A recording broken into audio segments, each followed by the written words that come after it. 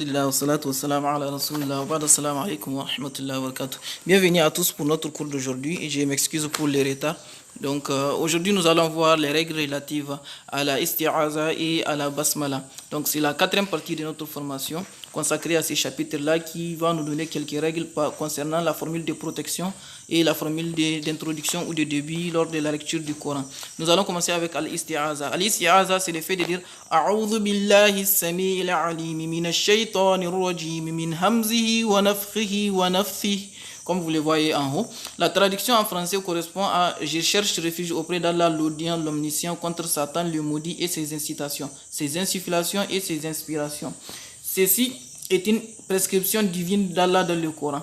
Les quatre seules situations dans lesquelles la isti'aza s'est liée à voix basse sont, c'est-à-dire que la isti'aza peut se lire soit à voix haute, soit à voix basse. Mais il y a quatre situations dans lesquelles elle doit être toujours lue à voix basse. Ces quatre situations sont 1. Lorsque le lecteur lit à voix basse, qu'il soit seul ou dans une assemblée. 2. Lorsqu'il est seul, qu'il lise à voix basse ou haute.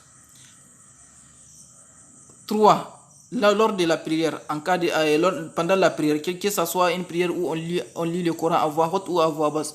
Et en dernière position, lorsque le lecteur se trouve dans une assemblée où on lit le Coran et qu'il n'est pas le premier à réciter, ceci afin de garder la continuité de la lecture commune. C'est-à-dire que si vous êtes 3, 4 et que vous devez faire une lecture commune, continuer ensemble, il incombe seulement au premier de faire la isti'aza à voix haute. Les autres le feront à voix basse.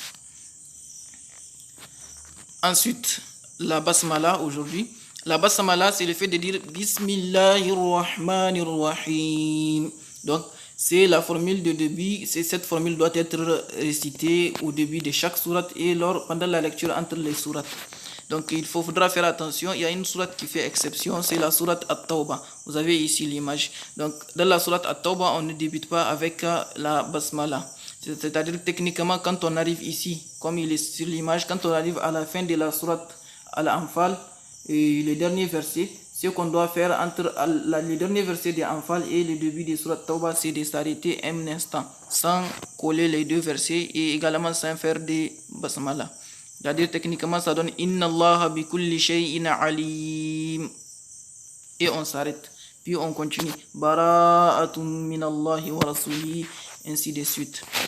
Et nous allons nous arrêter aujourd'hui ici, Inch'Allah, et je vous dis à la prochaine pour une autre vidéo sur, Inch'Allah, nous allons reprendre ce mercredi sur les règles relatives à la prononciation du noun quand il porte un soukoun ou lorsqu'il est dans les tanwin, Inch'Allah. Sur ce, je vous souhaite une bonne soirée. Assalamu alaikum wa rahmatullahi wa barakatuh.